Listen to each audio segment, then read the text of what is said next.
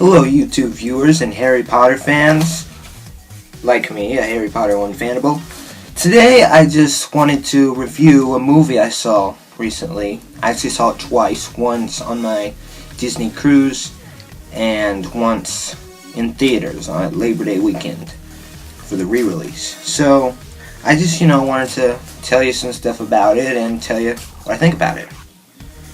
Okay, first I want to start off. I wanted to tell you why I decided to see it. See, I'm not a big superhero fan, so, I just thought, that I was interested in the quality of it.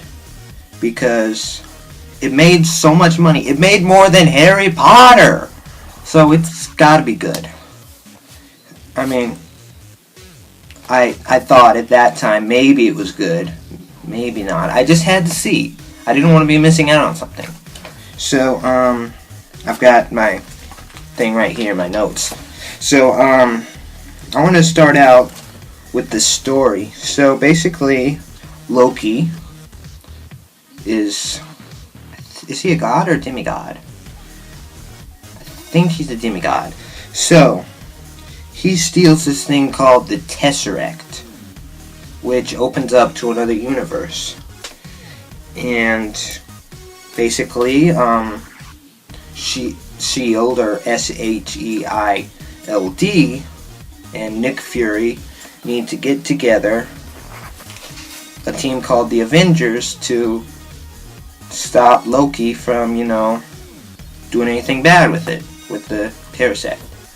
So now I'm just going to go into some highs and lows, basically some positives and some negatives about it. Well, let's start with the positive. Okay, I thought the story was pretty entertaining.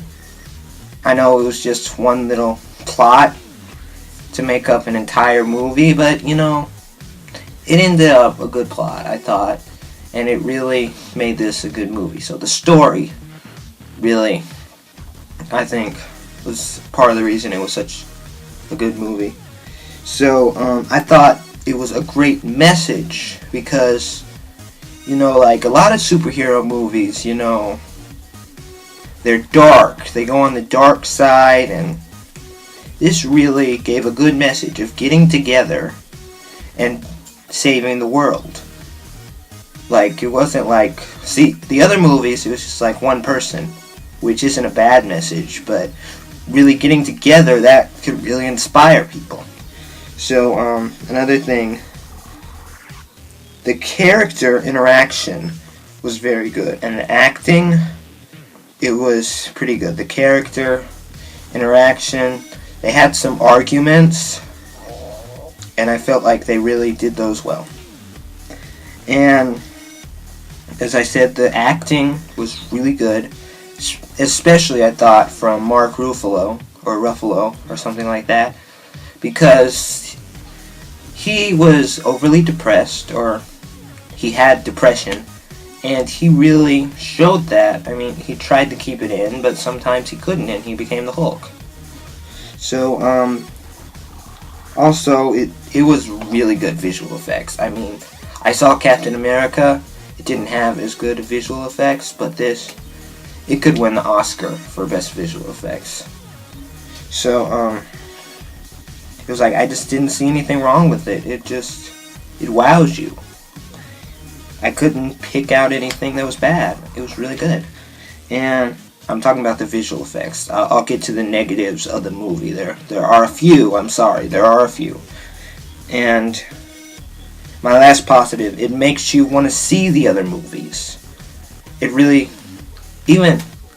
see, I am not even a superhero fan, and it made me want to see the others. I saw Captain America on Netflix. So it really gets you excited once, and like, you want to see the backstories. Like, it doesn't tell you the backstories.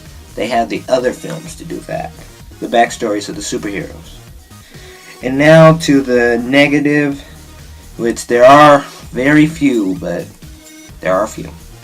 So, I think for a non-superhero guy like me, it could be a little bit hard to understand. Like, My mom didn't even understand who Iron Man was because they never really showed him. They just kind of showed his face, the camera up to his face. So it could be at times you don't understand what's going on, but I saw it twice, so now I really understand a lot better. So if you aren't a superhero fan, you might want to go see it twice if you really want to understand it. And I feel like the action did overwhelm you a bit. Like, it was 2.5 hours of just constant boom boom. Well, not really boom boom, but you know, superhero action. So it did overwhelm me a little bit. It had a little bit too much, but you know, it was a good movie. And this isn't really a negative of the movie, but I still put it. It was not better than Harry Potter. And it made more than Harry Potter.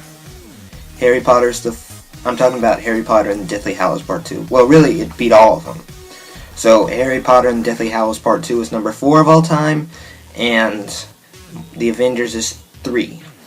So, you know, I just think it's not as good as Harry Potter, but, you know, it was pretty good still. But, you know, I'm Harry Potter 1 fanable. I want Harry Potter to be the highest grossing film of all time. So, and one more last negative. I thought Thor had a really huge paradigm shift really fast. Like he was suddenly on their side. There was a scene where they found him. I'm not going to give up too much spoilers. They found him, and he, like, a scene later, like, he was totally against them, it felt like. Then, like, a scene later, he was totally on their side. So, that was just one little thing. I mean, it's a little thing. So that's all my positive and negative. So I'm going to give my score and my overall feelings. Well, first I'll give my overall feelings. I think this is a really good movie. I mean, not Harry Potter, but it's worth seeing. So I think even if you aren't a superhero fan, you should at least go see it. You are missing something if you're...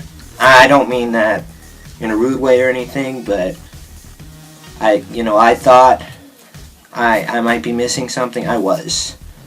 Not like Harry Potter big, but, I was missing something. And my score, I'm going to give it a 4 out of 5. And I wanted to thank Rag and Ronin Review. I'll put a link to his video down here. He gave me some inspiration for the video, so thanks. So, see you guys later, and watch Harry Potter.